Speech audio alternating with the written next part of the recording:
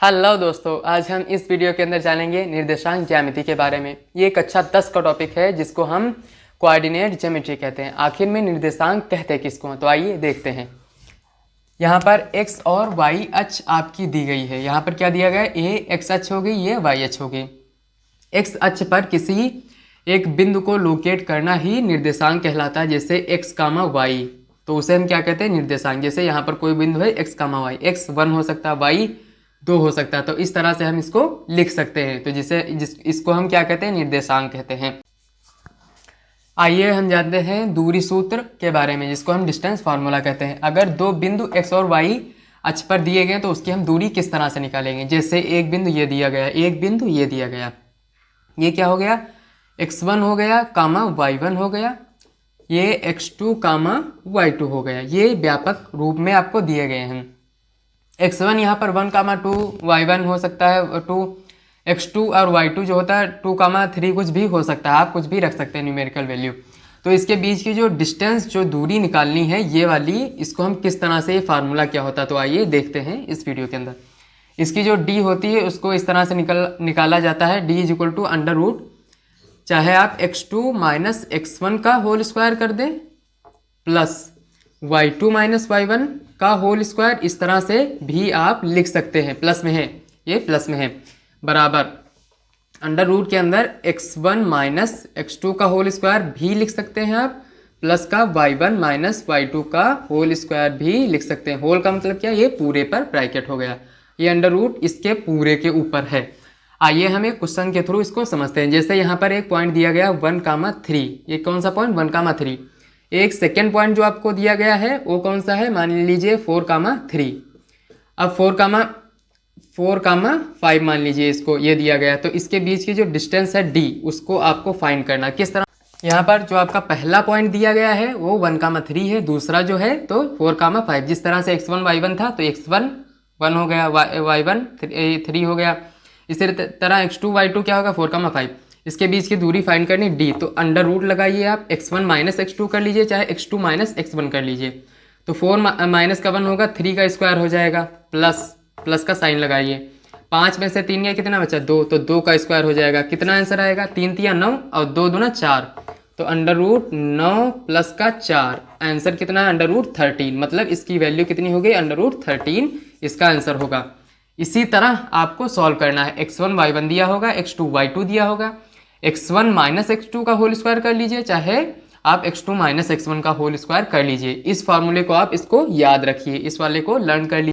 आइए दूरी सूत्र के ऊपर प्रश्नावली 7.1 एनसीईआरटी के क्वेश्चंस को हम सॉल्व करते हैं। यहाँ पर आपके 2 पॉइंट मतलब 2 बिंदु दिए गए हैं, 2,3, तो वो कितनी 1 है, y2 का मान 1 है। अब आइए इसके बीच की हम दूरी को ज्ञात करते हैं। फार्मूला क्या था, d इज इक्वल टू मतलब बराबर है under root x1 minus x2 का होल स्क्वायर ही कर लीजिए आप इसके अंदर, प्लस y1 माइनस y2 का होल स्क्वायर। सबसे पहले आप क्या करिए, फॉर्मूले को ही लिख लीजिए फ्रंट पेज पे, फिर आप मतलब कि ये जो बिंदु रखे इसके अंदर सब्स्टिट्यूट मतलब डाल दीजिए। अब अंडर रूट लगाइए, 2 में से 4 गया, कितना बचा, 2 माइनस का 4 हो जाएगा, तो 2 ही बचेगा, स्क्वायर कर दीजिए, प्लस का साइन लगाए। 3 में से 1 गया, कितना बचा, 2 ही बचेगा।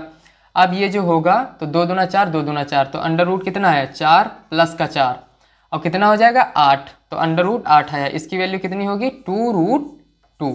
तो ये आपका आंसर हो गया।